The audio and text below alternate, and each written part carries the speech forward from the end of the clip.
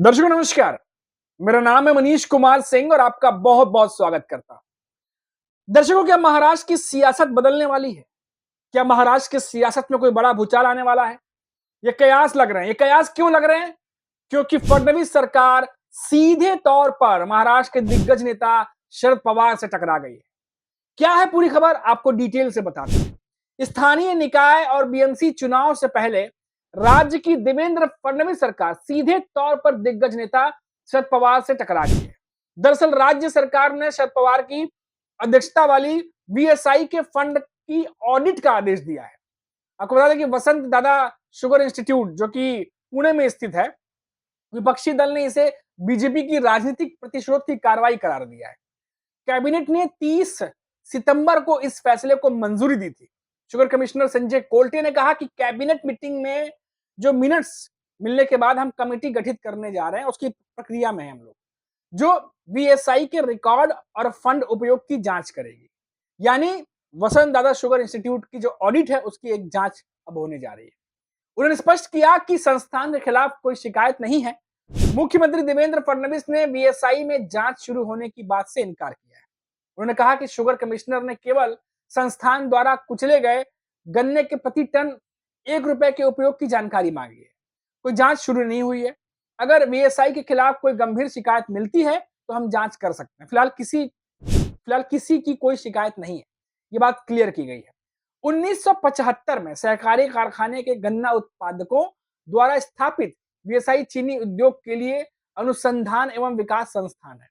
यह सरकारी जो सहकारी है, सहकारी जो मिल है, उसे कुचले गए गन्ने के प्रति टन ₹1 प्राप्त करता है, जिससे अपनी गतिविधियां चलाता है। शरद पवार के अलावा उनके भतीजे एवं उप मुख्यमंत्री अजित पवार, पूर्व मंत्री दिलीप पाटिल, जयंत पाटिल और कांग्रेस नेता बाला साहब थोराट इसके ट्रस्टी हैं।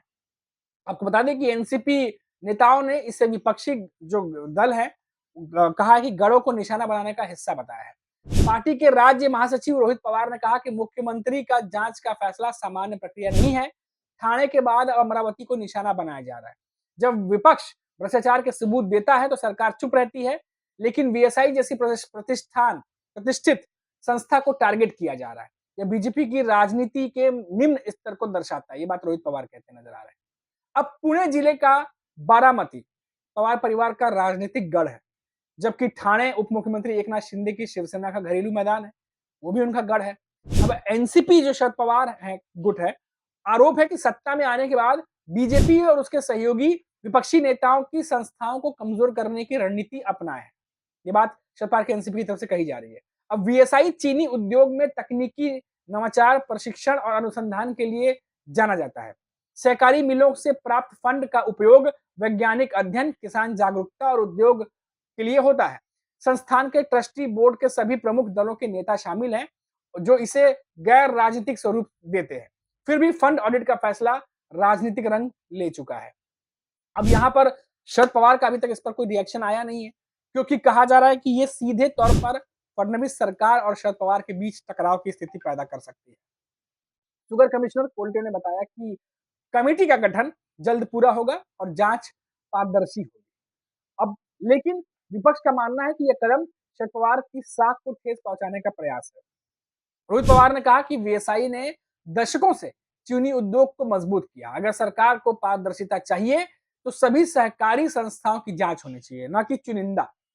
महाराष्ट्र में सहकारिता क्षेत्र लंबे समय से राजनीतिक प्रभाव का केंद्र रहा है। पवार परिवार का चीनी सहकारिता पर मजबूत पकड़ है। बारामती में कई मिलें उनके समर्थकों के नियंत्रण में है।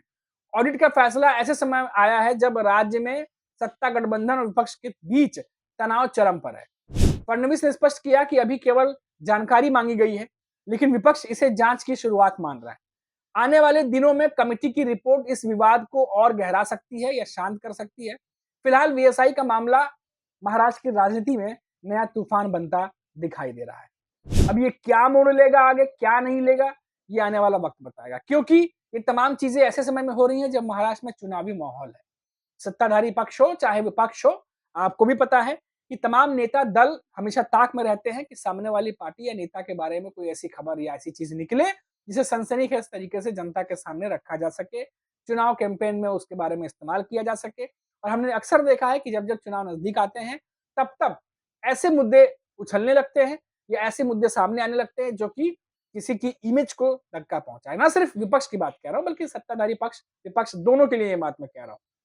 अब शरद पवार की एनसीपी के नेता बहुत ज़्यादा अग्रेसिव हैं। फडणवीस सरकार पर तरह-तरह के आरोप लगा रहे हैं। देवेंद्र फडणवीस कह रहे हैं ये कोई जाँच नहीं है, ये कोई वैसी प्रक्रिया नहीं है, लेकिन कुछ गड़बड़ी पाई जाती है या कोई शिकायत मिलती है तो जाँच होगी। अब देखना होगा कि शरद पवार इस पर क्या रुख अपनाते हैं, क्योंकि काफ़ी समय से ये चीज़ें चल रही हैं। अभी अगर हम बात करें महाराष्ट्र के चुनावों की, तो आप देखिए कि शरद पवार की एनसीपी महाराष्ट्र में मायावती सरकार को अन्य मुद्दों पर घेर रही है। चाहे वो किसानों का मामला हो, चाहे वो आरक्षण का मामला हो, चाहे वो ओबीसी समुदाय से जुड़ा मामला हो। शरद पवार की एनसीपी ने हमेशा जो है वो किसानों के साथ रह करके उन्होंने महायुति सरकार को घेरने की कोशिश की। फिर बीजेपी की तरफ से ये कहा गया कि राजनीति की जा रही है। शरद पवार की एनसीपी राजनीति करती है किसानों के मामलों पर। हम उनकी मदद करने का प्रयास कर रही है, बीजेपी की तरफ से कहा गया, मायावती के नेताओं की तरफ से कहा गया, चाहे एकनाथ शिंदे की शिवसेना के नेता ये कहते रहते हैं। अब यहाँ सवाल ये उठता है कि क्या इन सब चीज़ों को देखते हुए, क्योंकि बीजेपी महायुति चौतरफा महाराष्ट्र में घिरी हुई है, कई सारे ऐसे मुद्दे हैं, अनसुलझे मुद्दे हैं जो सुलझे नहीं हैं, चाहे वो ओबीसी समुदाय जैसे मैंने आपको बताया, किसानों का मुद्दा है। अभी देखिए किसान कितना कितना ज़्यादा जो है वो मायावती सरकार से नाराज़ दिखाई दे रहे हैं। चाहे वो अभी हाल ही में जो मायावती के भीतर खटपट चल रही थी वो भी है, उसके बाद मराठा आरक्षण है। तो ये तमाम ऐसे मुद्दे हैं जिसमें जो मुँह फाड़े खड़े हैं, इन पर इनका कुछ भी सॉल्यूशन निकल नहीं रहा है। अब ऐसे में क्या इस तरीके से विपक्ष के खिलाफ जाँच बिठा करके, विपक्ष के खिलाफ इस तरीके से चीज़ों को जो है वो जाँच के दायरे में ला करके, क्या अब कोशिश की जाएगी कि इनके खिलाफ कोई कोई कुछ चीज़ निकले, जो कि आरोप अभी रोहित पवार और बाकी नेता एनसीपी के लगा रहे हैं। और जिस तरह से रोहित पवार ने कहा कि हम जब सबूत देते हैं किसी चीज़ के बारे में, तो सरकार उस पर चुप रहती है, कोई कार्रवाई नहीं करती। तो ये भी अपने आप में, क्योंकि इससे पहले भी ये बात रोहित पवार ने कही, कई सारी चीज़ों को लेकर के उन्होंने प्रूफ दिए, कई सारे भ्रष्टाचार के आरोप उन्होंने लगाए और कहा था कि मैं डॉक्यूमेंटेशन दूँगा, उसको लेके तू-तू मैं-मैं भी हुई थी। जो बीजेपी के राजस्व मंत्री चंद्रशेखर बावनकुले और रोहित पवार के बीच में काफ़ी ज़्यादा ज़ुबानी जंग देखने को मिली थी बीच में। तो ये तमाम चीज़ें भी घटती रहीं। तो अब देखना होगा कि इस पर शरद पवार की एनसीपी, खुद शरद पवार क्या टेक लेते हैं। उनका बयान बहुत मायने रखता है, हो सकता है 1-2 दिन में बयान भी सामने आ जाए। लेकिन फडणवीस सरकार को लेकर के वो क्या कहते हैं, देवेंद्र फडणवीस पर क्या कहते हैं, इस पर हमारी नज़र बनी रहेगी। तो अभी के लिए इतना ही, लेकिन जैसा कि मैं हमेशा कहता हूँ कि 4 पीएम महाराष्ट्र पे महाराष्ट्र से जुड़ी हुई जो ताज़ा खबरें, ताज़ा अपडेट हैं, वो हम आप तक लेकर के आते रहते हैं। कोशिश करते हैं कि वो खबरें आप तक पहुँचे, जो कहीं और आपको नहीं मिल रही। महाराष्ट्र की सियासत बहुत इंटरेस्टिंग है, आपको पता ही है, चुनाव नज़दीक आएँगे तो अभी बहुत सारी अपडेट आनी शुरू हो जाएगी। उसके बाद एक-एक करके तमाम अपडेट हम आप तक पहुँचाते रहेंगे। तो इसीलिए चैनल पर अगर आप नए हैं तो चैनल को सब्सक्राइब करिएगा, ताकि नोटिफ़िकेशन आपको मिलती रहे। अभी के लिए इतना ही। नमस्कार।